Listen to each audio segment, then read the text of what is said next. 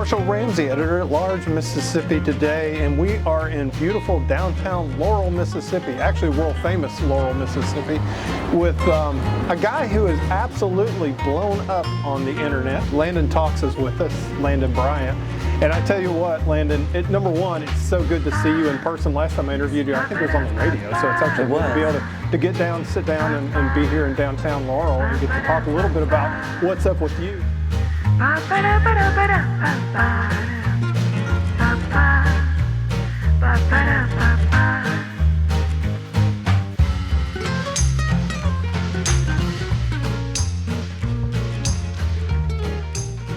Since I talked to you, your whole universe has kind of blown up and expanded. It really has. It really has. It's gotten way out of control. Way out of control. I know, you wake up, wait a minute, it's 5:15, I gotta go brush my teeth. I mean, you've about gotten that schedule now. That's how I feel, yes. And I have somebody, my friend Terry, and she manages my schedule that I check on Sundays.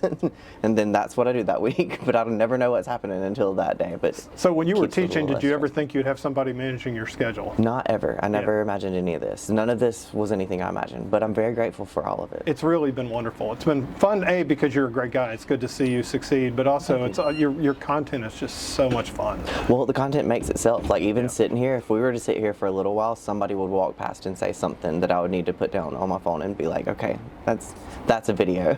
You literally just got back from LA. Literally just got back from LA. I'm still trying to adjust back to regular schedule. This time zone. So Laurel got its best and brightest minds together. They did not call me, but I was in 8th grade, so it's fine. But they got our best and brightest. I had 2 shows not actually in LA, but in Irvine and Ontario, and so we stayed around in the Los Angeles area, and we did a podcast while we were out there, and just doing the whole LA thing. But it was very fun. It was actually a wild experience. Everything is a wild experience for me in this situation. Like I never will get used to it, and everything is like another level. But being able to do my show, when I do the show in the South, it makes sense that people would like it because it's like Southern, you know. But doing it out there, I felt like a real comedian. Like I was like, oh, y'all are not Southern and are laughing at what I'm saying, and it's not making fun of the South. And so I don't know, it was another level of whatever this is. I was like, wow, this is going really far. It was really fun because even from the get-go, you were picking up like Hollywood celebrities who were liking you and following you and were big fans and were promoting you. They still are, and that is something that's hard to deal with as well. Yeah. I blame Jennifer Garner for most of that. She started the whole thing. I feel like she shared something, and she has a huge Houston following. I think she may have lived there, and sometimes I know she's from West Virginia, but she has a large Houston following. And after she shared it, I blew up in Houston in the South, and then I watched it spread from Houston. It went everywhere else. But when she shared it, then other celebrities saw it, and like Chrissy Teigen saw it, and she started following me, and she shared it, and then it went nuts from there. And it's like this, you could trace the map of where it all went to from there, and they still show up, and it blows my mind to this day. Every now and then I see somebody pop up, and I'm like, I have to delete everything, but I don't. I do block them every now and then. If I get a little bit nervous, like I'll like block a few of them, and then forget that I blocked them, and then have to go back and unblock them. But I'm doing better about like just you just got to be authentic, and if I can be authentic in front of like Kevin Bacon, then I can be authentic in front of like the world, you know. Let's do the who's your mama part of the interview and talk a little bit about your beginnings on this, because I mean you're home. This is home for you. This is home, and I think it always will be. I can't imagine living anywhere else, especially with the way everything is so global now. You can hop on a plane and end up somewhere else. So, but yeah, this is home. I was born here and raised here. My whole family lives here. I live on the same street as my mom's entire family in a house that I lived in when I was younger even. And my dad's family, they were city folk. They live in the city limits. My mom's family lives outside of the city limits, and my wife's family's here 4 generations deep. We're 4 generations. It's like everybody's here. Laurel was a timber town, right? Laurel was a timber town, all because the train broke down. Some timber barons were headed somewhere in Louisiana, and the train broke. Yeah. And they were like, well, there's trees. Yeah. So here we are, and here's the town. They decided to stay, but their wives get credit for why it looks so nice, because they were like, we're not going to come unless y'all make it a nice place to be, and so they did, and it really is. It's got green space everywhere, like walkable to everybody. The schools are planned out so well, and the homes are beautiful. I think it's so beautiful. So my mom was an art teacher, and so she always gave me crayons to keep me quiet in church a little bit. You ended up becoming an art teacher, obviously. How did you get into an art background? I started out in architecture school at Mississippi State. It turns out that wasn't just looking at Southern Living house plans. So There's math involved. there was math involved and studying and like this whole situation. So that did not pan out for me, but I got enough hours doing that to be able to teach art when I graduated. So I finally graduated from college and ended up back in the school system, and there's a really wonderful school here. It used to be Nora Davis Magnet School of the Arts. Now it's Laurel Magnet School of the Arts because they moved buildings to a really grand Georgian building on 5th Avenue. And that's where I worked for the longest time, and it taught me so much. I really give them credit for like the practice of creativity, practicing creativity every week. As the art teacher there, I had to teach art lessons that also taught the academics. So I would teach art all week, Monday through Thursday, and then on Fridays, me and all the other art teachers, like the dance teacher and the music teacher, would be assigned to a grade, and we would have to teach whatever they learned that week using our art discipline. And I used some of your lessons in that a lot of times, honestly.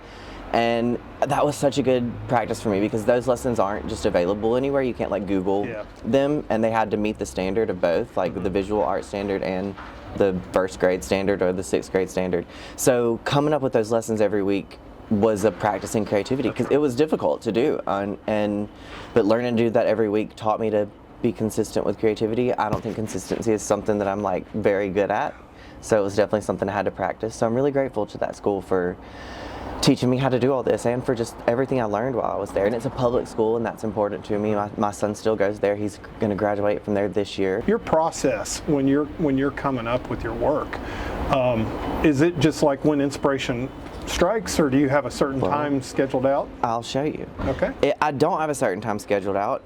Terry, my manager, wishes that I did, I'm sure.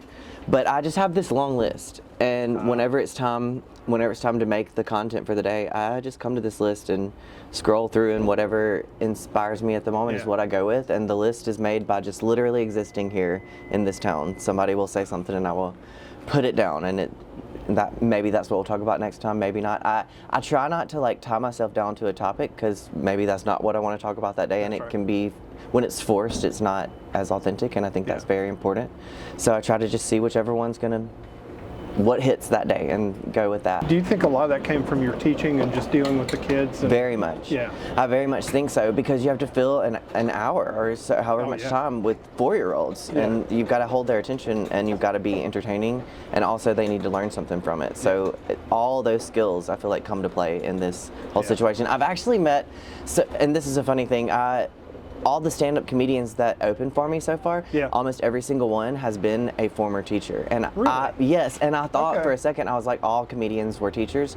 But then a guy at the Improv, they were like, right, we picked them to go with you. So but for a second, I was like, everybody's teachers that were stand-up comics. They all but it turns out they they chose them. But yeah. That's cool. How does it feel, seriously though, having comedians open up for you? And that's got to be wild. It doesn't process, like it hasn't processed really. Like it is very wild for me. Like actually this in Irvine, the skipper from Gilligan's Island, his granddaughter opened for me, and I was kind of stunned at that. I was like, what has happened? How did this happen? You did get her autograph, I hope. I didn't. Oh no. But Terry wasn't there, so I blame her. She wasn't there. My manager wasn't there. So if she had been there, we would have got the autograph. So making that transition, going from doing short little segments to having to get up and do a 30-minute act or however long you're acting. And it's an hour usually. An hour. Okay, that's. But I usually have more stuff left to say. Like. I bet you do. I bet you do. So I talk too much. No, I'm about to say, never mind. I knew that. I knew you could handle it on that. But it is. I mean, seriously, that first time. What did it feel like that first time you were in front of a huge crowd like that? Well, the audience, the really energy. Lied my way onto the stage. Heather Land is a comic on the internet. She has this I ain't doing it bit, and she's Southern, and she's very funny. And she was like, "You've done stand up before," and I was like, "Yeah," because like, what is Sunday lunch if not stand up? That's What is every dinner that you go to if not stand up comedy? But so it was scary, and also I didn't know it that day. I knew I felt worse than I've ever felt before, but I was fully in the throes of COVID the first time that I did the show. So I feel like that was a good starting point, because if I can do it feeling that bad, then I can do it any time. And it went really well, and I really enjoyed it. And then from there, we've just booked out so many other places. I don't know how many shows we've done so far, but it's really fun. Like, I highly recommend it to anybody who doesn't have stage fright. Do it. It's a good time. I tell you what, we're in the middle of Laurel. Why don't you show us around a little bit? Let's go see some things. I'd love to see your hometown. Let's go see it.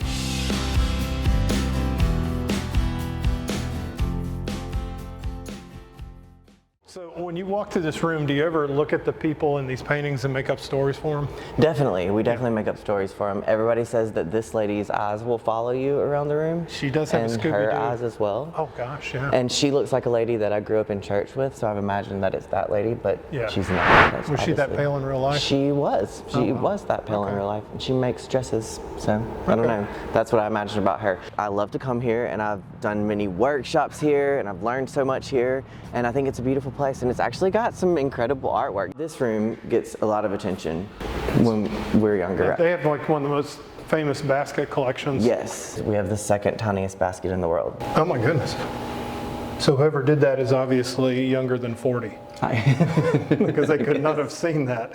Growing up, I didn't realize what a big deal it was. We would come here and we would go see the little basket, and the little basket was exciting, and that was nice. And there's a suit of armor, and that was exciting. But it's hard to understand like the gravity of having art of this caliber, and like having a Chihuly and having a Rodin just right there in the room with you.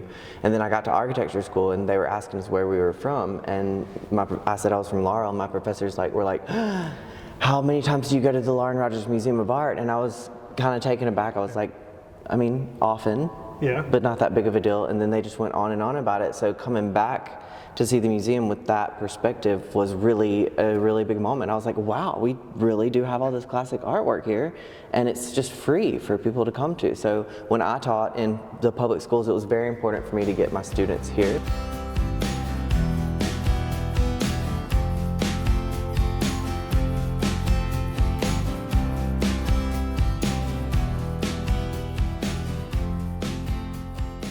You've got an incredible marriage, because not only are you a great team for raising your son, but you're also a creative team too, because you've married somebody who's incredibly gifted. I really married up in all aspects, including creativity, and I'm really glad to be a part of that. She actually has her degree in broadcast journalism, so this is all her fault, actually. I talk too much, and I was talking at her one day, and she was there for all the stories because we've known each other since second grade, so you can only hear the story so many times. And one day her eyes like glazed over, and she was like, what if you told your stories to the internet? And here we are, because I did. So really, this is all just to give her a break. But she does a lot of the production values. And, she does. She knows all the little. There's little tips and tricks to making media, like how long you want a clip to be on the screen and all those kinds of things, and all that comes from her. And now we started a podcast, and she's co-hosting it with me, and I'm really glad to pull her. She's doing great in front of the screen. Yeah, we have a really good time doing it. It's just chatting. What's the name of the podcast? LandonTalks with Kate. With Kate? Oh wow, she's got billing. We got her on the front. When I started making these videos, I purposely made it to where I could do it from anywhere. Like I tried to make it to be easy and quick and just in the moment, because if it had like a huge high production value, I feel like one, it would be a little less authentic, and two, when I did go places, it would be hard to do. But I started this from my classroom at school, like in my break. So that was kind of like all I could do was make it as simply as I could. And I think that's been such an advantage for it to be kind of simple production. And I think I love that when people literally do not plan on success, because I think that's how true success really happens, because you're more in love with the art and the creating part. Well, if you don't love it, you're not going to do it, I don't feel like. And also there's the internet today is searching for authenticity. People want authentic. They want genuine. And the moment there's like a little bit of inauthenticity, they sniff it out immediately, especially like younger people. They really can tell.